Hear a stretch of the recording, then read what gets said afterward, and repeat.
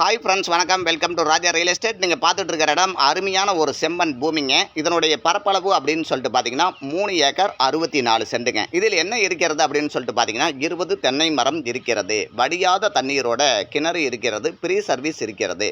இதனுடைய பாதை வசதி அப்படின்னு சொல்லிட்டு கேட்டிங்கன்னா ஒரு 400 அடி தூரத்துக்கு மட்டும் மண்பாதை வசதி இருக்கிறது. மீதி எல்லாம் தார் ரோடு தாங்க.